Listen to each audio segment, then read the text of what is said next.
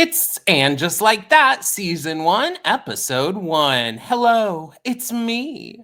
After discussing how to handle change, Carrie is challenged to be sexually open on Che's podcast. Miranda has a disastrous first day of school, and Charlotte tries to impress a fellow mum. And then another big change no one saw coming.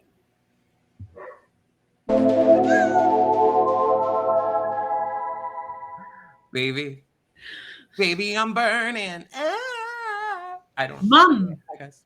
Mum. Well, we are very British. Samantha ran off to London and just... on Canadian Google, when I search that episode description, it says mum. That's why I said mum. I didn't just pop into my Britishness. Anyway, hi guys, it's Pod in the City. You know what we're doing over here? We're doing a big old sexy rewatch.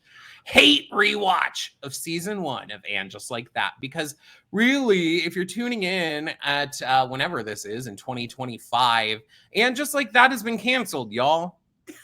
Spoiler alert. Not according to Michael Patrick King. That it seemed like a great place to end. Yeah, the show they chose to end it. So the show has recently ended, and we thought that, Michael Patrick King learned this really cute, pesky term called hate watching.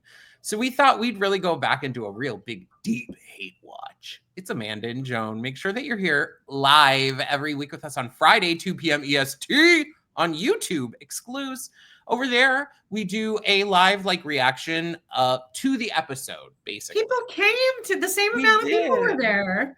I was flabbergasted. I think it was great.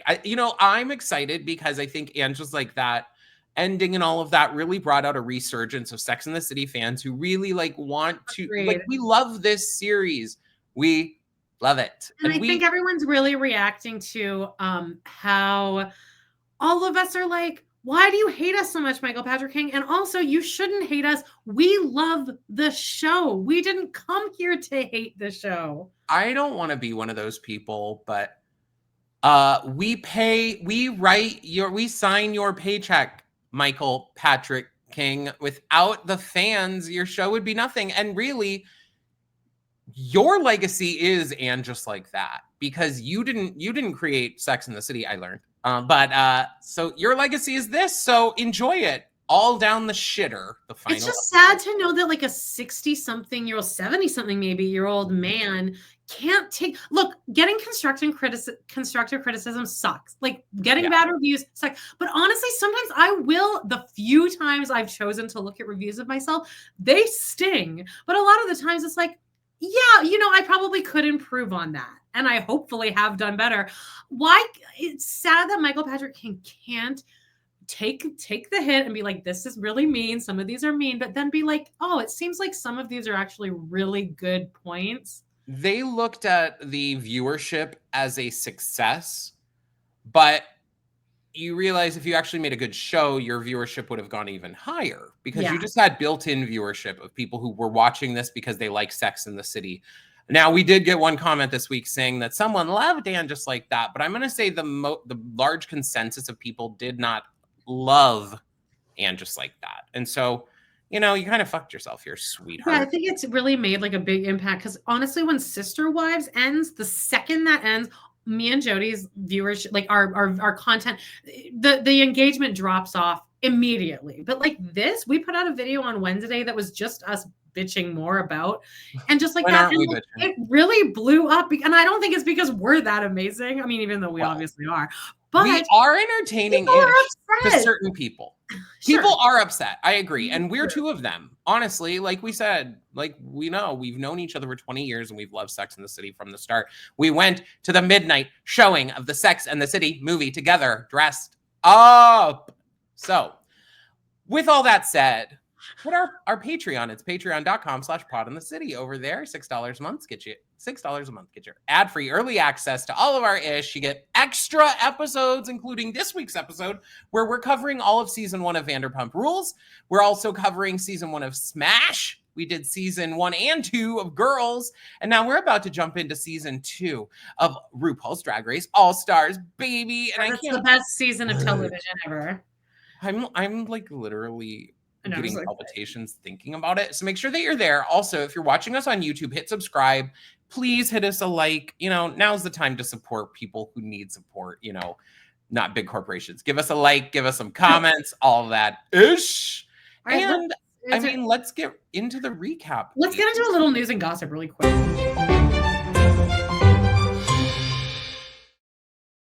Amanda really snuck this one up on me. Well, no, we already talked about it on the live, which join us every Friday on our lives. But it's just that it came out this week that LTW, Nicole R. Parker and Sarita Chowdhury have been friends for 20 plus years, and they were never written together to be in a scene. They're built-in besties. There's a TikTok video of the two of that someone is filming from like across the street of the two of them sitting at a restaurant on the street in New York, and Nicole R. Parker is leaning in and like, yeah, because they're best friends. Like, and people are like, oh, they are spilling major tea here. Like they're like someone, God, to be the person sitting next to them right now. And then when that all came out, and then you think about it, they really didn't have interaction in the series. And that's one of the big issues here, is that they used these, they tokenized people. And, you know, unfortunately, they tokenized every person that wasn't the lead characters, basically, of your show. And you had, you know, your gay token, your non-binary token, your black tokens, your everything. Like, and so, and I'm saying that in a way of like, that they fucked up with that, guys. Please don't take that when some mean thing. No, like I don't mind all those people being in the show, but then they were put in as tokens and as characters, as nothing. They were used as people to like fill a quota, make themselves feel better about themselves for not including that in the first box. They checked that box, yes. But see, with what it made me realize is like the characters that were like, if you watch, you can tell LTW was created to go with Charlotte, Nia was created to go along with Miranda, and then Che was created to go with Carrie, and then Miranda. No, because maybe. Oh, then they add Seema. Go with Carrie, because Seema comes in later. But maybe Che is supposed to be Carrie's friend at the beginning, and then she goes off. They go off to being with Miranda, and then they add Seema. But Che they have no chemistry whatsoever. Why don't we, if you really wanted to flesh out your characters, which is something we complained about at the end, was like, some of these characters, we've seen such weird glimpses of their lives, and then they're disconnected. Like, in my opinion, LTW was so disconnected from the rest of the women by the end, where if you had her becoming friends with Seema and had her becoming friends with Carrie more, or did Carrie and LTW have a scene? I don't even remember them talking to each other. Like, why not? Like, it, you know, I mean, they talked in this episode where LTW was like, who ordered the French fries? Carrie's like, they're cold. And she's like, yeah, but they're still greasy, right? So bad. So they're so bad. They're so good. And it's like literally a French fry half an inch long. I had a poutine last night at 10:30 p.m. Went through the A&W drive-thru. Dude, I took a big poo out of a it was a dumb joke. But again, the timing, that's a problem here. Our time, you know what, Amanda and I think part of the reason that, like, I'm not tooting any kind of horn, but I do think sometimes we're funny enough. Yeah. Is timing. Like, it's the pacing and the timing of jokes. Like, when you say something, how long, like, it's and then really it's like they don't know. It's just as people, not even that we're comedians, but I watch media. I watch comedy. Like, you can tell when a joke's gonna land. When you're an only child and you're nerdy and kind of a loser, yeah, you spend a lot of time with media, and it definitely influences. Yeah.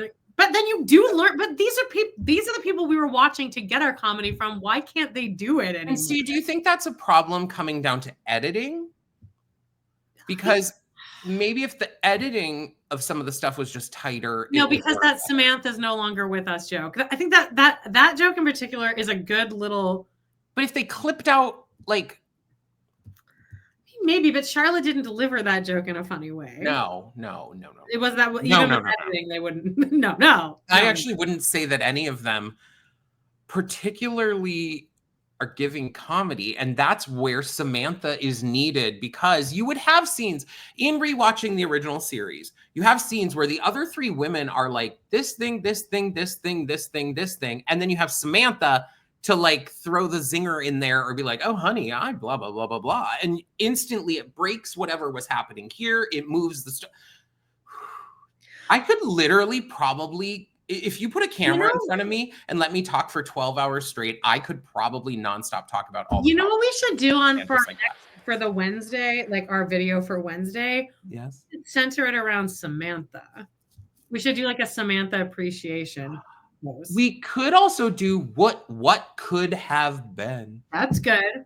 And we like create like our own version of like what we would have made about Samantha and why she is like just like I don't know, just why I like this idea. I think we should do that then the next week and do like Samantha, the icon, like some kind of thing with that. Yeah, sure. That can also trail into Sex and the City, where maybe we should, again, we got the most clicks on it, guys. We actually got the most views of any video we've ever put out on our what went wrong video. So people are mad. All right, let's probably still gonna ride that wave a little bit. So sorry.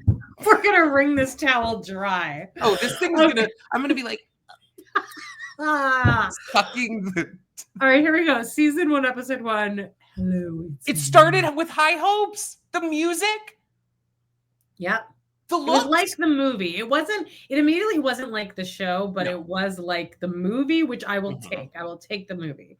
And it had the effing theme song, which, oh my God. Why would they not use them? Again, they're trying to separate it from, but it's so nice to hear it, just to have some kind of a nostalgia. I'm not sure how much I believe, though, that they're trying to really separate it from, because they're not. I know that is people's argument, like, oh, it's well, that was the one person saying they're different shows. They have different names for a reason. Yeah, but then you've also done a bunch of crossover that like, so what is that I think is the ultimate issue, is like starting here. Yeah, they knew what they wanted for the first episode. I don't think they knew what they wanted long-term for this series. No, because this is how they're operating week to week, is just like, it's instant gratification for that week, I think. I read a comment saying that it was only supposed to be one season. Well, they shouldn't. That's what the British have over America in their sitcoms, is they, like The Office was only 3 seasons, I think, wasn't it, or 2? And where it's like, we have a story to tell, and then keep it big, kept it cute. Mm-hmm.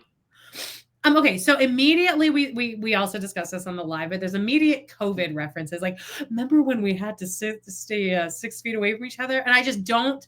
I know nobody could possibly know how badly COVID was going to age, but I think it was such a slow burn of trauma for most of us that none of us really realized how traumatized we were until now that we look back. And like watching any season of television where they decided to live in COVID is unwatchable. COVID completely changed the world and all the people in it. Like, and we didn't realize that until now. It's like, I'm like, I get so triggered, like watching Eddington. Did you watch that yet?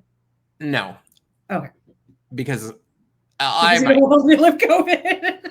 That's kind of the thing is, and I'm not one of those people that's like, I'm pro masks, I'm pro vaccines, all of that. Oh, yeah. So I'm not like anti-COVID, but in this case, it feels like a place where you could have easily just not included that, because it wasn't like this took place during COVID. All the jokes are about, oh, remember back during the lockdown and stuff. And it's like, I think we will look back, even at people looking back at and joking about the lockdown and making that a like, oh, remember how we got to make sourdough and stuff together? I don't know how that'll be reference, because the lockdown was when people like were literally just dying en masse. They were. I mean, I don't want to. But it also created such a bigger separation in the country politically than I think any of us could ever know. Like, it's just, that's what I think triggers most of us, is how much everyone fucking was at each other's throats the whole time. I think that it changed. That's what I mean when I say I think it changed all, like, the world and all of us. It We changed saw each other more. everything. Yeah, in a way that I would love to go back to pre that time. That would be nice. Because before then it was just pre 9/11. Then we have we have COVID. We were finally starting to heal. You know what I think about often is people like that we've known that passed away, like at some point before COVID. And then like, I don't know, weirdly, I'll be like, oh my God, they didn't experience that. I mean, they're already passed. I don't know. That's a weird thing. Okay, well, anyway, let's get off of COVID. But I will say, to contribute to bad writing, those aren't funny. I don't know if they ever were. Especially not when do you remember when we were 6 feet apart? Yeah, I missed that. Yeah, it was like last week. Oh, okay. Ha ha ha. Bitsy Von You guys Muffling, are antisocial. Bitsy Von Muffling runs up looking seriously fabulous. Providing the energy and what we need. Keep it up here. She's giving the Samantha. I don't know what, I mean, and of course she's not Samantha, but she's giving that element. Why did you, they treat her like she's garbage, she stinks, and she's the worst. I'm sick of it. Yeah, like it's embarrassing to be seen with her. Literally. Like, isn't she a New York socialite? A socialite, yeah. Or at least in the theater community. She was married to Bobby. There were multiple people in this one restaurant yelling for her at different points of the restaurant, and you're embarrassed to talk to her? Yeah. Get a grip. God. So yeah, she asked where's Samantha, and the Charlotte's like, she's no longer with us. Beep, beep, beep, beep. Oh no, I don't mean she's dead. She just moved to London.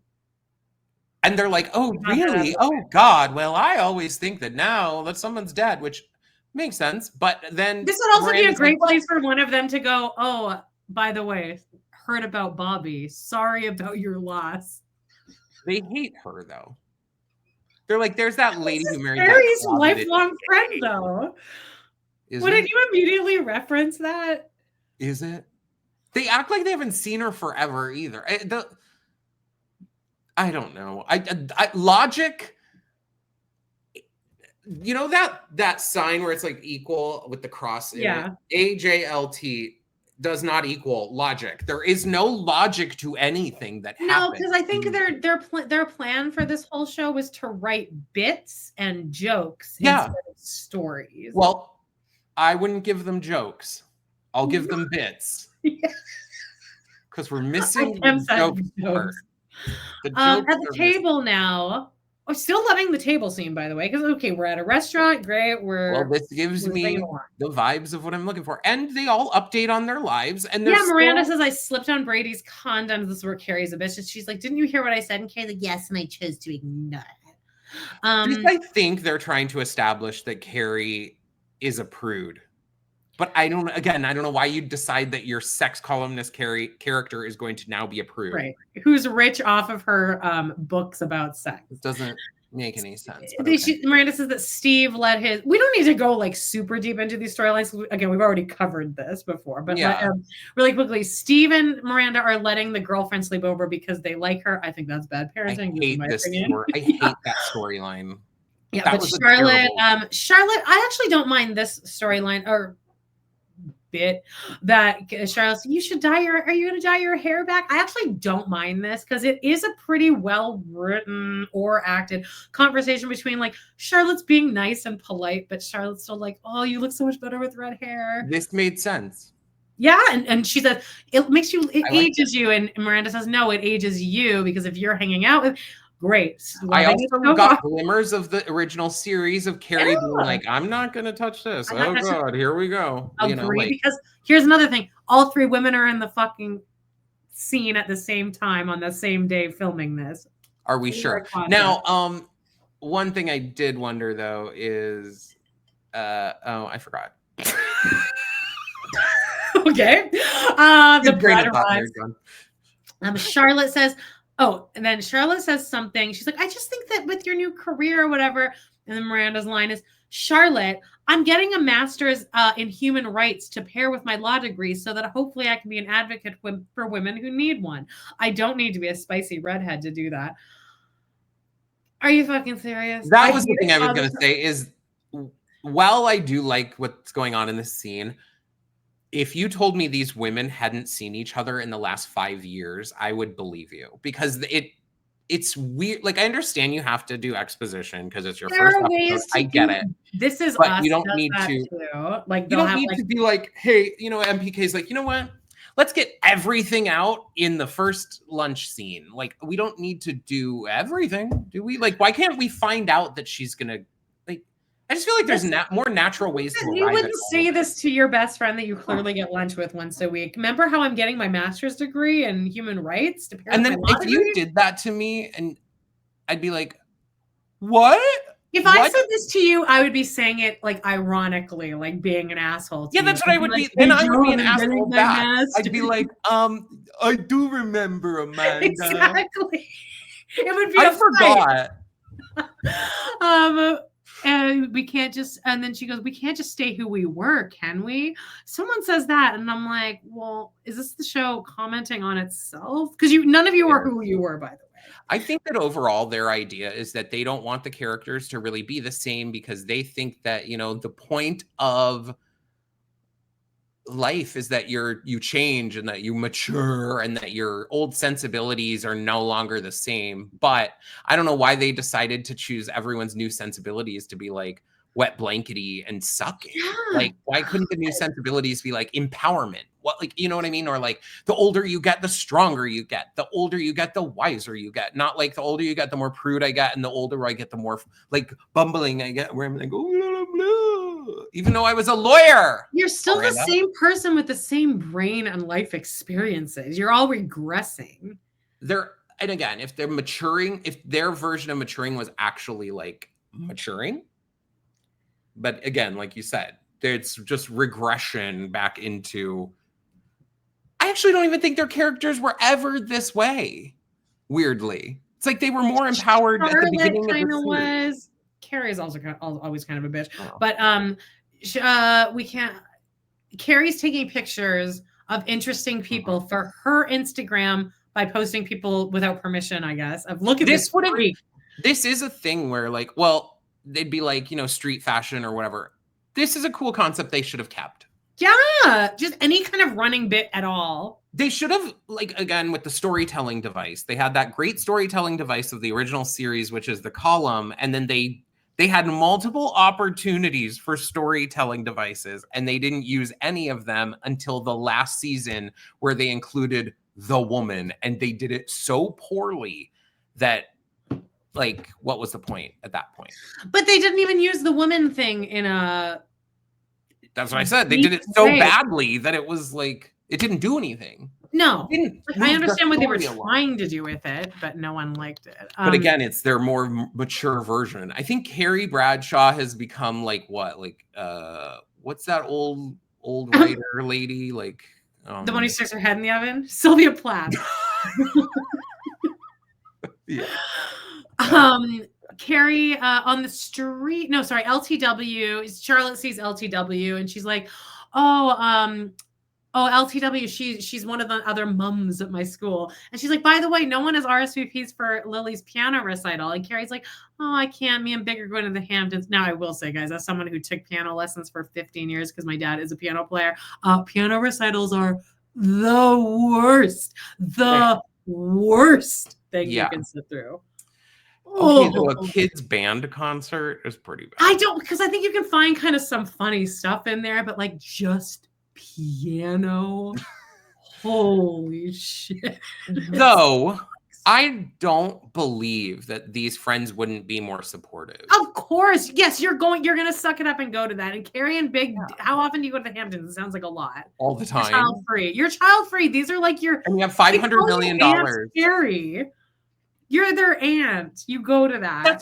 That's what I mean is like, if it were me and I had that relationship with those kids, like I'd be like, okay, give me their schedule. It's actually kind of mean not to attend. And what else are you doing, Carrie? Oh, you're driving to right. Whatever. Whatever. So LTW shows up and there's another joke of that you've heard in everything since the fucking 70s, where it's like, Carrie, it's at the Manhattan School of Music. The Manhattan School of Music. The Manhattan School of Music, Carrie. And Carrie goes, I'm sorry, where is it at? I wouldn't have hated it if she would have said that a little faster. Yeah. It's just like, that's what I mean. It's a joke that is a classic joke. It's like a Naked Gun joke. In a way, too, with a joke like that, you almost don't even need, you know where it's going, so you don't even need the punchline. You just need to wrap it up. Pause. You certainly don't need a pause. No. But this is also where we established that LTW gets a bunch of her big jewelry from 20-year-olds in random places, which is nice. Like, and this is where you are, as you already very well performed, the, ooh, I'm so bad.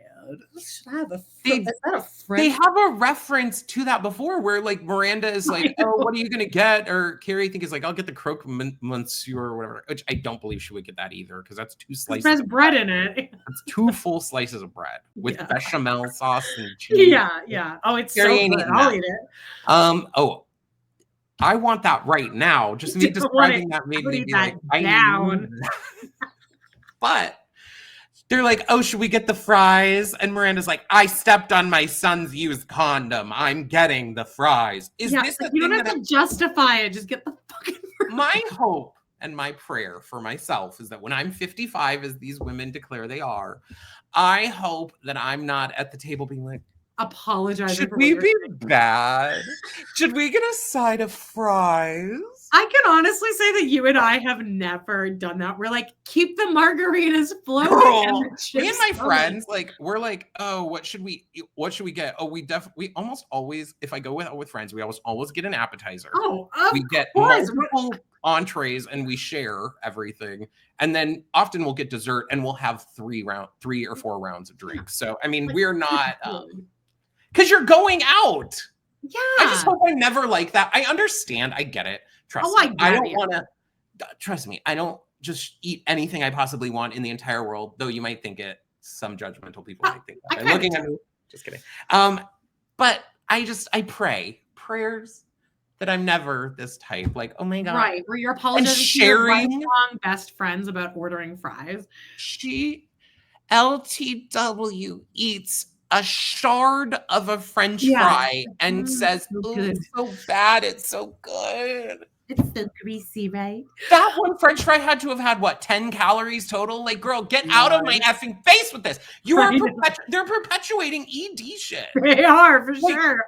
If you want to be so woke on your own, let me go on a minor rant here. You want your show to be the, paragon of wokeness, and you still are focused on eating disorders in 2025. And honestly, all of the larger characters, they're also caricatures. Gross. Bonnie Milligan. Oh, she's everything she says is just outrageous. She can't just be living in a larger body and not affecting anyone around. Have they had really a character that was fuller figured? Not without it being referenced. Not without it being a storyline. But you could call Che fuller figured, kind of. But there's a storyline about it. But might I also argue, Che, because they are non-binary, are then also reaping some benefit of the man angle, where if you're a man, you can be chubby. Bigger. Also, it helps that Sarah Ramirez has one of the most aesthetically beautiful faces. Planet Earth. And I hate to be this type, but that is where I have an argument where Sarah Ramirez or Che is like, no one can tell what I am. I'm like, if I looked at you a moment, I'm like, you are so stunningly gorgeous. Yeah. I'd be like, wow, you're the most beautiful man I've ever seen. If I ever. Sure. Plus, let's not get it twisted. And this may be offensive. Leave us a comment. Tell me if I'm being offensive. She has big boobs. Oh yeah, that's true too. I think I'd see her tits. I mean. Whatever. Okay. We're not going to go around the fries. I wrote. Okay, so Carrie and Miranda now leave, and LTW sits with Charlotte. She's like, Henry's going to bomb this recital. We did mention on our watch along that we're impressed with how LTW's character has remained very consistent in that she seemed to have a really good character figured out by just filming the pilot already. I actually really like the character of LTW. I just really wish they would have incorporated her with the girls more and given her more real agency. Beside her storyline that was about her was being a documentarian, and yet we still got no payoff of that. And then all her other storylines revolved around her family, and we got payoff in those, but then her own story, we got no full payoff. No. And she peters out. She deserved more. You know? On the street here, Carrie and Miranda, this is where you first notice how long the walking and just air is. But they're walking. I would guess it's because of the direction. Like the way they're walking is they have to walk to one spot. It's a corner, and then they turn the corner, and then they start walking here. I feel like it was like, here's where you have to be at this corner by this line. And so they were getting to the corner, and they're like, they're just hitting their marks. Hey, I gotta wait a second because we're too early. But then don't do these long. I don't need to watch a long shot of them. I guess they're showing us the city, but like you didn't even really do this in the show. It's usually nighttime, just walking close-up shots. I also don't think that they really show us the city here. This just looks like any building anywhere. Miranda's walking Carrie to work, even though if Michael Patrick even knew what a fucking podcast was, like 90% of podcasts would be, especially around this time, would have been done from your fucking ass and your couch. I'll also argue Miranda, the lawyer, wouldn't say podcasts are stupid. Well, they just wanted to, that was the cheap joke that Carrie made earlier where she's like, oh, now that I'm doing that podcast. And Miranda's like, I draw the line at podcasts. Like, and again, I don't believe that Miranda would do that. I think if anything, she'd be listening to law podcasts. I mean, Miranda would love podcasts. Come on. She's got that commute. Yeah. She sits at home all day, like nothing playing. I don't believe it. I don't believe it. Right. Of all people, Miranda definitely knows a podcast. I could understand having Charlotte do a joke being like, oh, I don't know what a podcast. I don't know. I don't do all that. Charlotte should be the one who wouldn't listen. But again, logic isn't necessary here. Like they don't care. It doesn't matter. Well, there's a conversation. This is where they have their Kim Cattrall fucking beat down. And she's like, Samantha was the worst friend to ever exist. She stole my money. She beat my husband. She fucked him 3 times while I watched, and then she killed my dog. Yeah, she's like, I can't believe that she thought I was just an ATM to her, and that I guess I thought we meant more to her than that. I was like, oh my. It kind of also doesn't really make sense because what they're trying to say here is that Carrie, because the writing industry, the book writing industry has like gone down, that she no longer needed a publicist. And so she went to Samantha saying she didn't need the publicist. And then Samantha was pissed, I guess, that she didn't need her. I don't think that's, I mean, like, I don't have a publicist, but I'm not sure that's how publicists work either. You know, it needed to be something bigger than that, but they just didn't. Or just nothing. How about just nothing? Like, oh, Samantha ran off and like we can never get a hold of her. I don't need to hear some huge thing like she's the biggest twat in the world and I hate her guts. No. You could just be like, oh, she lives in a very remote area of wherever. Her and Smith Jarrett are living in a remote part of whatever. Or she moved to London for her job and we don't really talk that much. That's just all that needed to happen. It is hard though, because like the show, there's no way they wouldn't just not talk. Hang on, I'm just gonna open a root beer here. Guys, let's hold on. Get ready here. Are you ready? Yeah, ready. What does that say? AG and A&W, 0 sugar. Oh. 0 sugar. Don't get fat. All right. Okay. All right, Carrie and Miranda. I should have put up the counter fingers. That is actually a thing they would have done in Antis. That was a scene, like, right Let there. me get my drink. Yeah, that still moved faster than a Sex and the City scene. Ran just like that. Carrie arrives at work. And Charlotte now is back home. Lily is sitting with Richard Burton, the dog. And then Rock and Harry enter. And I actually don't mind. I don't mind the zaniness of this because I like this family. I think this is a nice, healthy, sex-positive family with a goofy dad. Parents actually like each other. I don't mind it. I actually wish, though, as I was rewatching it again this morning, I wish they would have, they have a Carrie theme, I guess, in music. They have a Big theme. I wish they had a Charlotte theme and a Miranda theme. Oh, yeah. Why wouldn't they have that? Has no music underneath it. And this would have been a good time. Like, the door opens. We're back. Whatever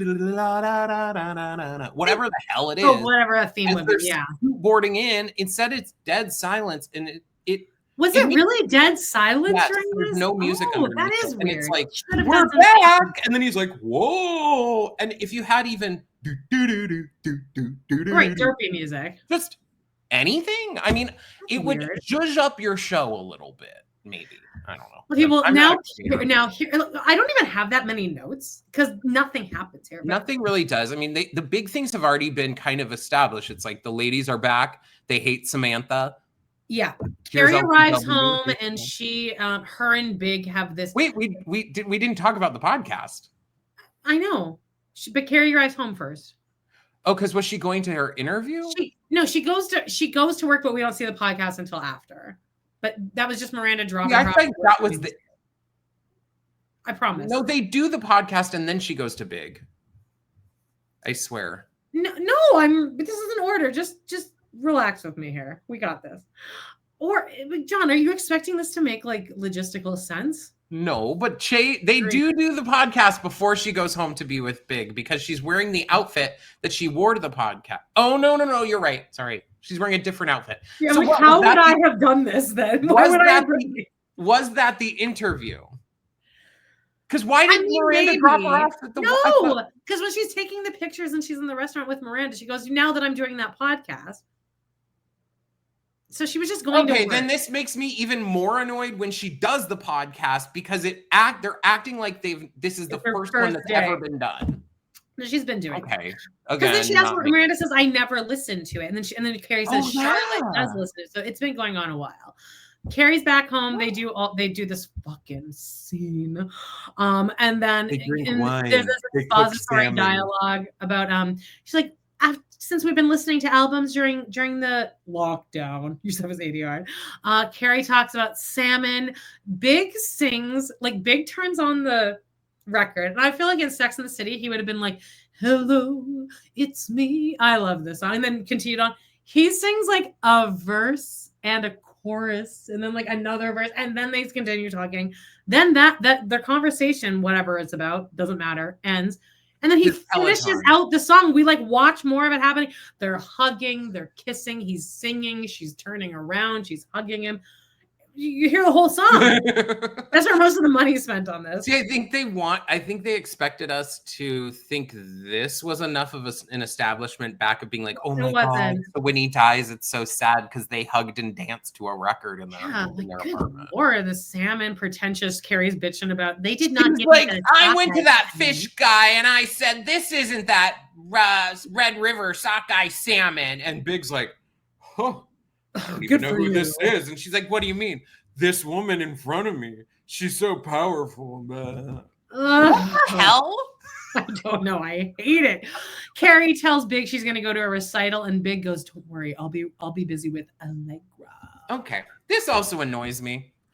I hate that this trope is so deep in movies that I know it's also true in life that men somehow constantly get out of having to go to these things with their wives because, a man could never be at a piano recital, got to stay home and watch football or whatever the hell.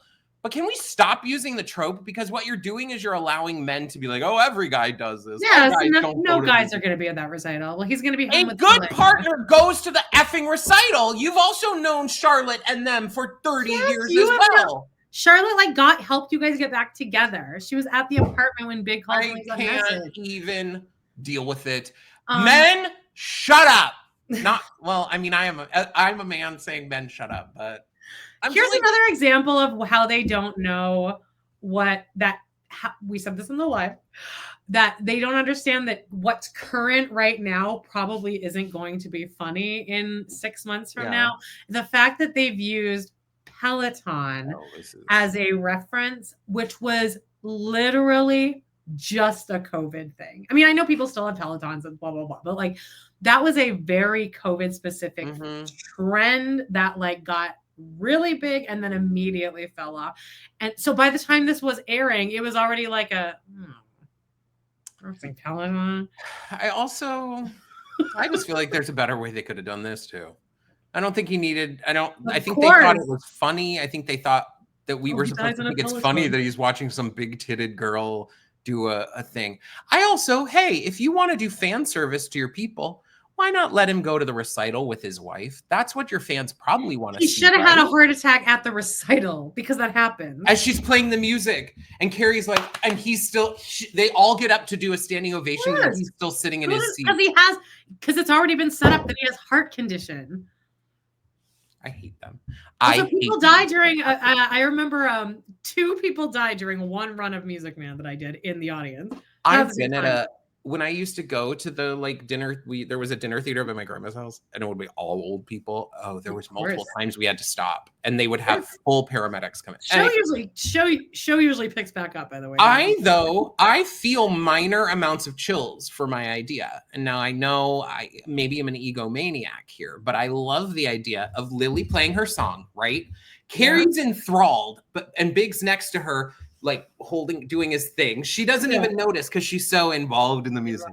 It like gets to the end, and then everyone jumps to their feet. All of it could still work exactly the same as they did it. But like, imagine the visual. We're watching from the stage, right? And we see every person in the audience jump to their feet, but there's a hole next to Carrie. Yeah. Like, that missing visual. Camera pans down. And then it goes to her, it shows her, and then she looks next to her and she sees him still sitting there. Yeah. I have chills. No, but they needed to reference Peloton because that's funny in the writer's room on the day that they wrote it. That's why. MPK had a Peloton and he's like, oh, I just think it's so funny. I think that is what it is. Of course he had a Peloton. And one of our we had so many comments on that last video and they were all honestly such good. None of them were just bitchy vitriolic comments. They were like well thought out. And the most common one, but I'll reference the one specific one I'm thinking of, is somebody's like, oh, so the show was actually written for the writers in the room and not the entire audience. Got it. And that really is the overarching problem here. Yeah.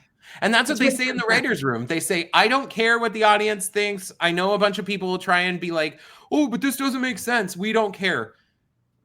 I don't know. I don't know that there's a situation where I would just be like, oh, I know people are going to say this doesn't make any sense, but who gives a shit? That doesn't even cross my mind. These are your fans. And we like it when, as a podcaster, you want to like please and you usually do try to get ahead of things when you know people are going to get upset about it. I would also think if you are that egotistical, like they are, you would almost want to do things for praise and adoration, because you can almost then trick your mind into thinking people like it, as opposed to anyway. That's great. This is the entire rest of. We're not at the podcast yet. We're at Miranda getting out of the subway by Smith's bar, orders a Chablis, which also that's an insane thing to order at any like dive bar, any bar. No one has Chablis. I don't like. That is a wine that would be ordered in like Golden Girls. You're not in 2021 or whenever this came out. No, I don't even think restaurants carry. Places does not even carry that. Of course, that's what I'm saying. That's like so out of, like a bar is gonna have red wine, white wine, Chardonnay, Cabernet, and Chardonnay, baby. Like those two things, Cabernet. Chardonnay. I've worked at bar. Yes, come on. But I know my alcohol. I also think I wish they would have. I guess I understand what they're trying to do here, but I still think the series failed at establishing Miranda as an alcoholic. I think this should. Yeah, they should have sprinkled it in for a longer period of time so that she should have had 3 glasses of wine here. She should have something. The wine in the purse later actually is a really great example of how they did it well, because in that situation, you wouldn't think anything. If they put her in more situations where you really wouldn't think anything of it. The hard part is with the wine in the purse. If I saw a 55-year-old person doing that, I would think you have, like, to me, if you're 20. Oh, really? I wouldn't. At a piano recital, I'd be like, that bitch knows what she's doing. She came prepared. She's been to these before. Okay. I don't know. Think that's like a funny, cool older woman. I mean, LTW goes along with drinking it like it's no big deal. Charlotte. So does future non-comptroller George Washington. I mean, they both drink the wine. Yeah, John said they established earlier that she's running for mayor. Or did we say that here? Charlotte says, "Oh yeah, and her husband is going to possibly be running for mayor." So we have to we have to see, like, did they say at some point, like, oh, he was going to run for mayor, but comptroller's better? Sure they don't. That's crazy. They switched it to comptroller. Miranda, anyway, she has a Chablis. So I guess you pointed out maybe she's supposed to be playing drunk here, but also you wouldn't be drunk off of a glass of Chablis. She did, though, have a Bloody Mary at the breakfast, didn't she? But this is a different day. Is it? Yeah. I don't think it is it? Carrie's home already. Well, let's not even get into those, Samantha. Maybe it's just the way they cut it. To me, it's weird to watch a character walk out of the subway as the introduction to a scene. It kind of is like, oh, wait, what? Well, where they anyway, yes, I we don't know if she's supposed to be drunk, and maybe that's why she's such a like fucking moron. But she walks into the class. There's a big mix up with, oh, the teacher sits there. Oh, I am the teacher. Oh, I didn't know you were the teacher because your braids. What do you mean my braids?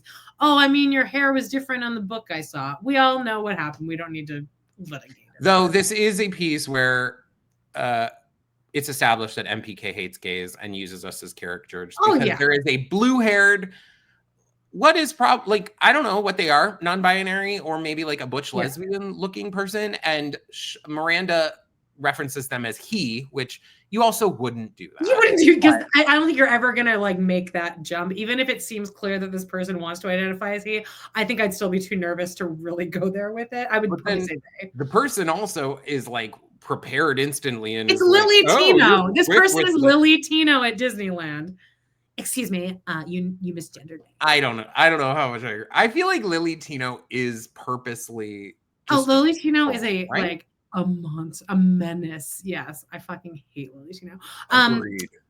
But so that also, I think he hates. Now that I'm thinking, I think he doesn't like people of color either. Because if you look at Andre Rashad is written to be like a stereotype of a Black artist. Yeah, like a deadbeat type dude. A real piece of shit. I don't think. Yeah, I think the so many failures. That's John. Guess where we're at? Hey everybody, it's me, they, and them. X, Y, and me, the podcast that talks about gender roles, sexual roles, and cinnamon rolls, all the roles I passionately care about. That is a terrible intro, by the way, and I don't believe it would be written like that. What? A cinnamon roll joke? You imagine if our intro to this, which I don't even think is that great anyway. I mean, it's cute, but I hate listening to it every week. If our main joke of that was a cinnamon roll joke, I think that could work though, but also like the performance of it should be more commenting on itself, like cinnamon rolls. She does. Okay, Che does deliver everything very aggressive, weirdly seriously. Yeah, just like it always seems like they're yelling at me. Cinnamon rolls, all the things I passionately representing the cisgender woman is Carrie Bradshaw, and representing the man, the dude himself, Jackie B. That's right. And then Jackie says something, and they go, Che goes, "That's right, because I'm both, neither. I am your host and queer, non-binary Mexican Irish diva, representing everyone else between those two boring genders."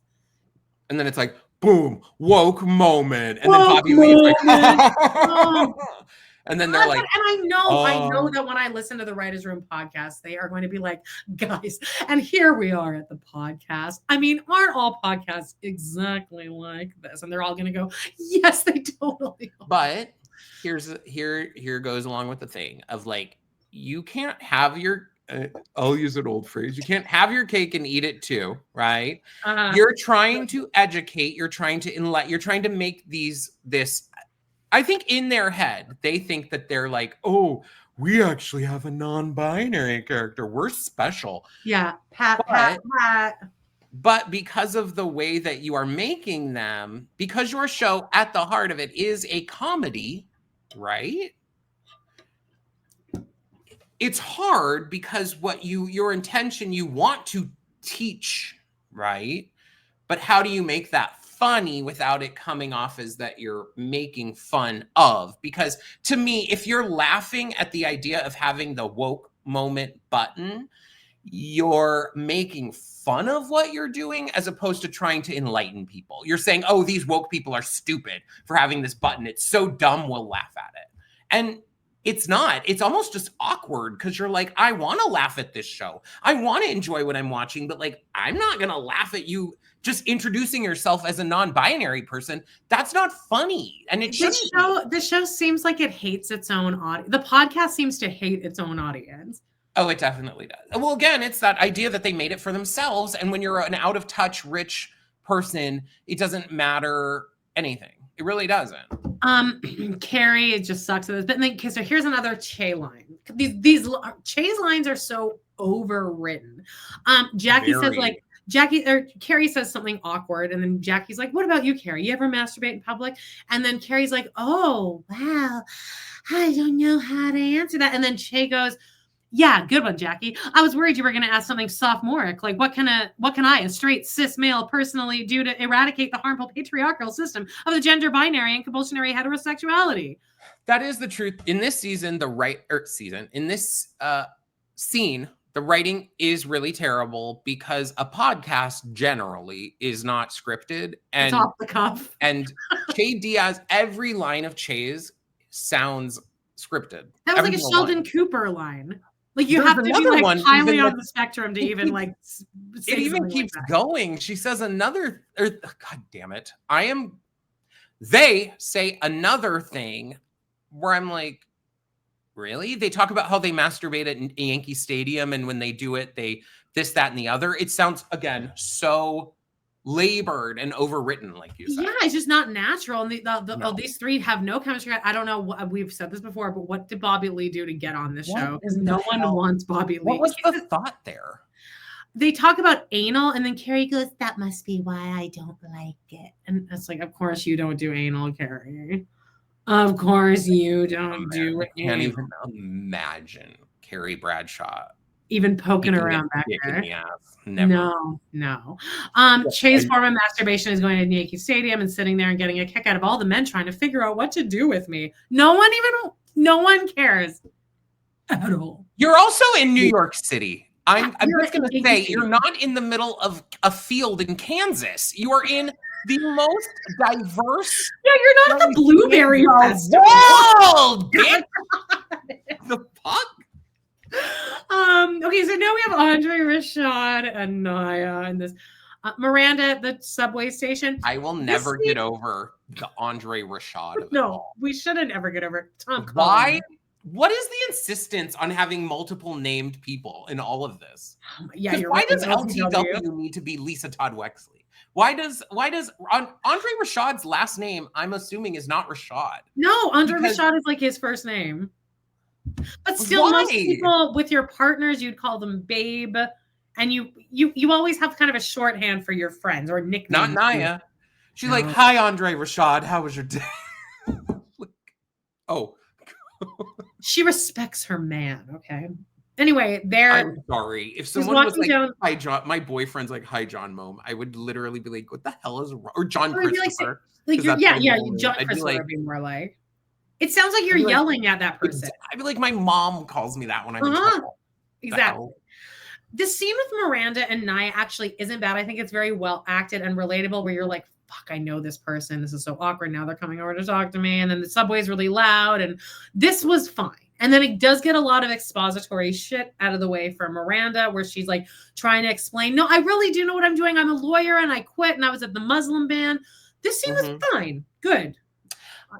Yes, no. I think it was fine. I still, have qualms about them changing Miranda enough for her to even have gotten to this point. Because I don't think and not Miranda to be like, oh my God, I'm so sorry about class earlier. Like that won't happen again. Like, oh my God, I totally misspoke. Right. I would just be trying to laugh it off, not like, hey, just so you know, I actually am a humanitarian and I go volunteer and I go do this stuff. Like, I'm not a terrible person. Before even that, I would be like, oh, she's on the phone. Also, Nia. I'd be like, oh, there's my teacher. She's on the phone. Wave, turn, and then like hide after that. You know what I actually would do? There'd be no waving. The moment I see my teacher, I turn and walk the other direction. Oh, we don't need to be friends. Shay and Carrie. Che, I wrote Shay like Shea Stadium. Che and Carrie are in the elevator. We know what happens Che's here. smoking pot. Squeezes up a fucking bowl. And she's like, you need to step your pussy up. And then Carrie's like, oh, well, what? And she's like, you need to actually they say, you need to contribute to the conversation. Like fucking pulling teeth. It's a podcast guest where you are doing all the work. Or like she's not a guest. She's technically one of the hosts. I don't think their podcast knows what a podcast is either, though. So, well, they think that they're filmed apparently live. Because then Carrie's like, I think it works, but you know what I really like is when people call in. Like, well, who's calling in, sweetie? Because this is pre-recorded. Some podcasts, they do work in studios and stuff like that, but if I don't know what got them to there, but the show does. That's why and me isn't going to be filmed at here. The problem is, though, they do establish that Che Diaz is like a household name in the world, like that everyone knows Che Diaz. So maybe this Steve is Martin Che having a Diaz's podcast.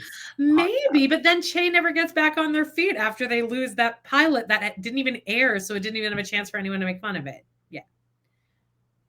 That was a stupid. You know, Doughboys recorded out of Mitch's apartment until like last year. Doughboys, Joe. Oh, I would never want to go to a studio to record. Yeah, they go to HeadGum now. Well, I'm like, sure the money is quality of life is worse now. What? Yeah, but what do they each go out to fast food restaurants and then record a podcast and they get paid $1 billion. Good job, boys. Congratulations. Don't you come after my boys. I'm not. I'm just jealous. I am 100% jealous. I wish I could make enough to live by doing this. This guy that I slept with like twice in New York, who we both realized we listen to Doughboys, and we still talk to each other all the time whenever like any Doughboys stuff comes out, because we're the only two people that like can talk to. Like I'm like you won't make fun of me like Jody and Joan will if I mention this. Oh God.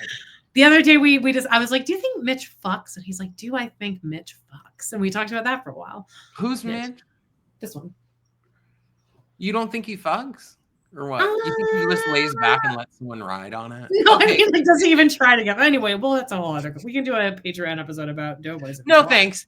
We are going to do a Sex and the City trivia, though. I love that idea. That was I love that idea too. Patty mayonnaise. Love it. Okay, so Carrie's at home now. She's writing. She writes on her computer. Masturbation in the afternoon is like a little matinee. Single ticket. Buyer or subscriber.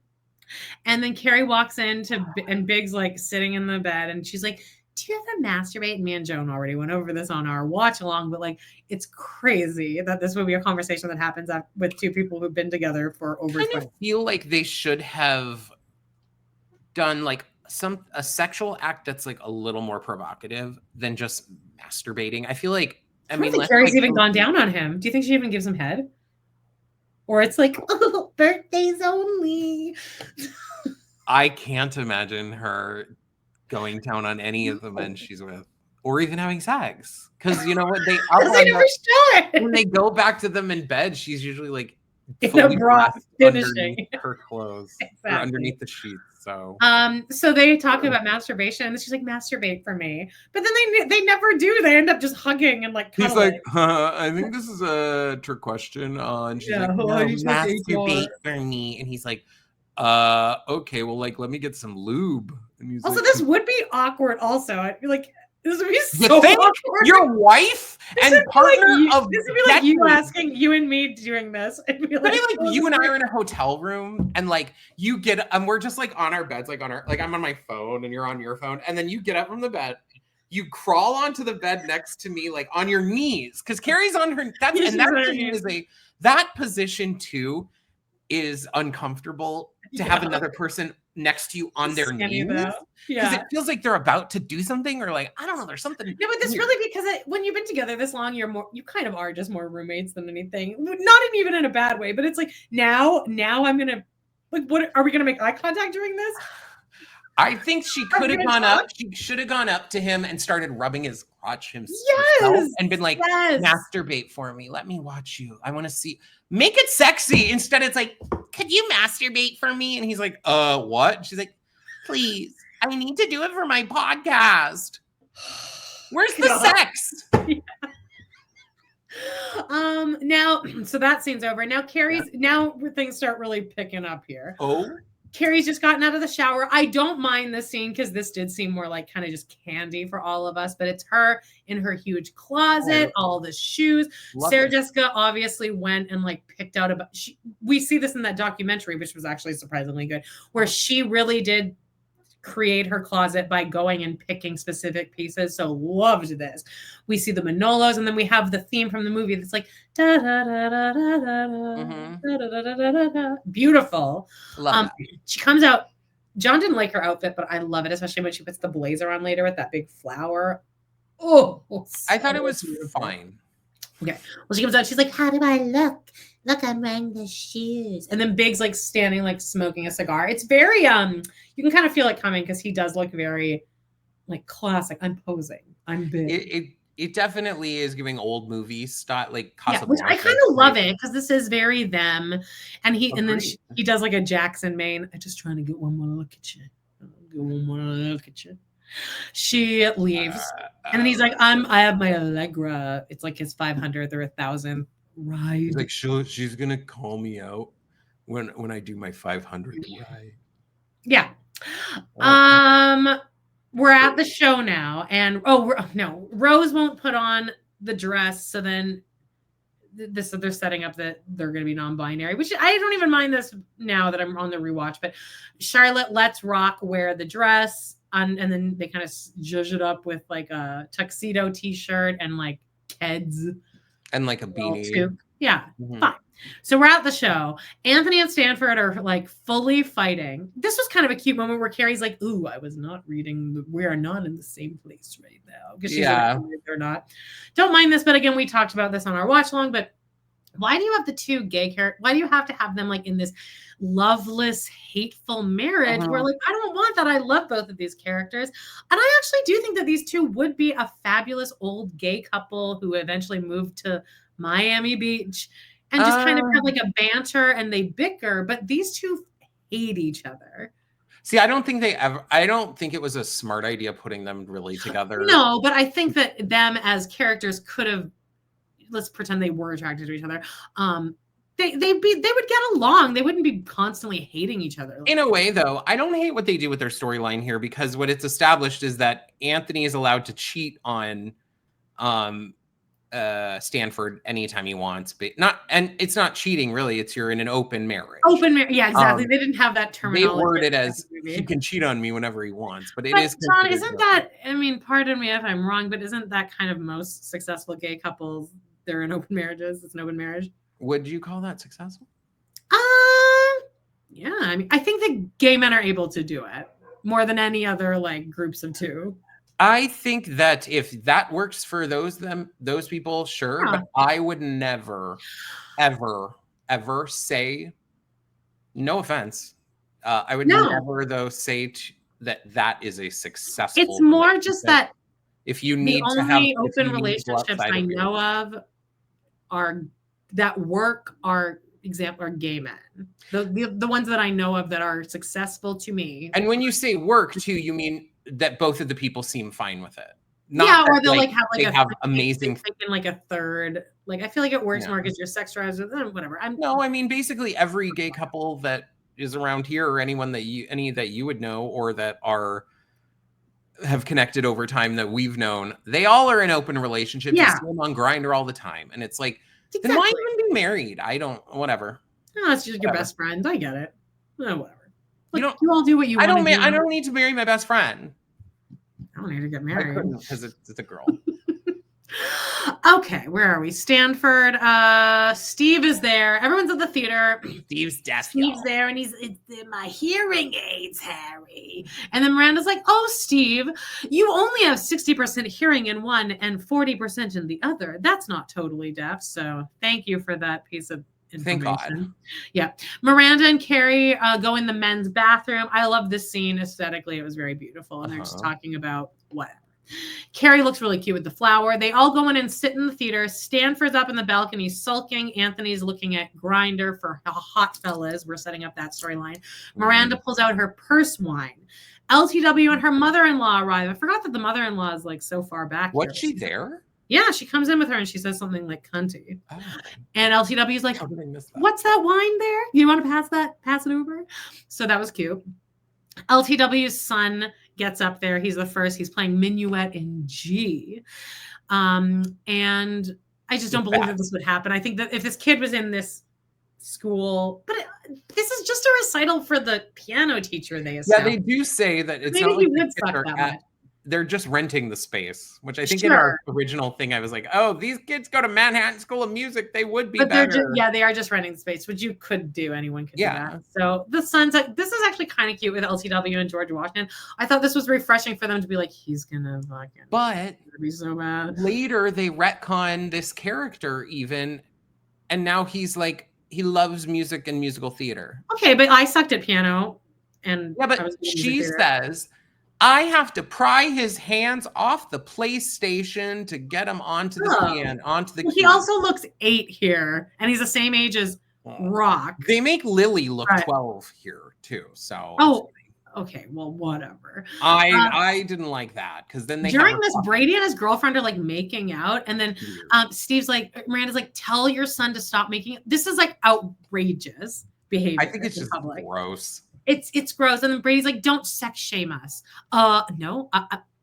You're in public, moron. So rude. Mommy will not be sex shamed. Lily comes out looking stunning in this Oscar de la Renta dress. She actually played this. She actually plays. It's amazing. We all know what happens here. It's back and forth with Big on the Peloton with Allegra. He texts Carrie.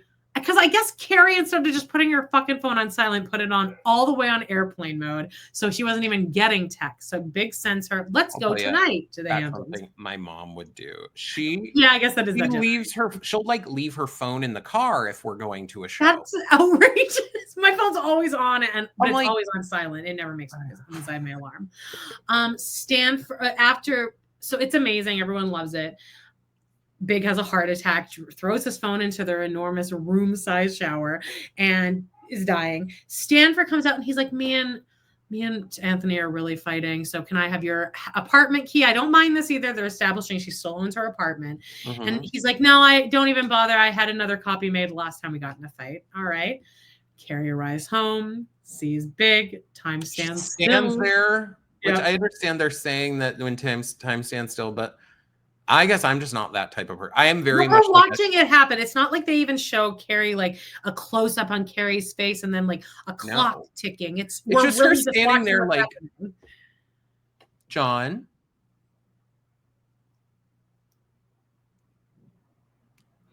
Are there 3? John, like literally, it's like I'm like, I get it, but I also don't because I understand you're trying to fill a runtime too. So you can't you can't convince me of things if you're not going to do it well. If you maybe filled the time intelligently, I wouldn't be like, well, you're just filling time. But they should have done that heart pounding thing that they did in like season 1 where she sees Big, or it's like the new Yankee one. Yes, and the sound, like maybe the sound goes out from hers. Like your heart beating or your blood running. They didn't do anything like that. No, we're just watching what's actually happening, which is her saying John 3 times and then rushing over to him. By that point, the shock should be gone and you should be scrambling for the phone. But she holds him like, they're there. Then she like takes a towel, just smothers in the rest. Yeah, she's like, okay, I need your money. Let's be done. She like pinches his nose and like holds his face up to like the water. She puts his head under the water. Shh. You and John. Good night. Before we got on. Good night, Mr. Big. Good night, Mr. Big. And just like that, Big died. I kind of would have liked them to say John died. Because she isn't it established that she calls him John? Yeah, it's jarring every time she does that. I hate it. She calls him Big in the finale, though. She says to Charlotte, "You know when Big died." So she calls him just Mr. like Big. That Big died. And John cried the first time we watched it. Though I have PTSD. Yeah, you have a dead father. Yeah, exactly. I'll just say it. I'll come right out and say it. Okay, that's it. You guys, we made it. We did. Did we bitch too much? Like, I want to know. I don't think we bitched enough. Could you guys let us know in the comments, wherever you got it? Is this, like, are you tired of listening to us talk about the same thing over and over and over? Or not? Like, or doing you the like live, me, then who the hyperfixates. rewatch. Like, I'm still watching episodes of Seinfeld. I will hyperfixate to my dying day. I do think, though, it was a good idea to go back and do And Just Like That again from the start. And let's ride the wave. So if you guys are ready to ride that wave with us, make sure you're subscribed. Make sure you hit like. Make sure you hit share. All that shit. Leave us a comment. Oh, also join us on our Patreon, patreon.com/podinthecity. Over there, $6 a month or $10 for the video option. And you can get extra ad-free access to everything. You get early episodes and you get extra episodes. Like, you get tons of extra crap. So we love you guys. Join us for our live stream every Friday at 2 p.m. Eastern Standard Time, baby. And I think that's it, guys. We love you very much. And yes, we do. Yeah. Bye. See you.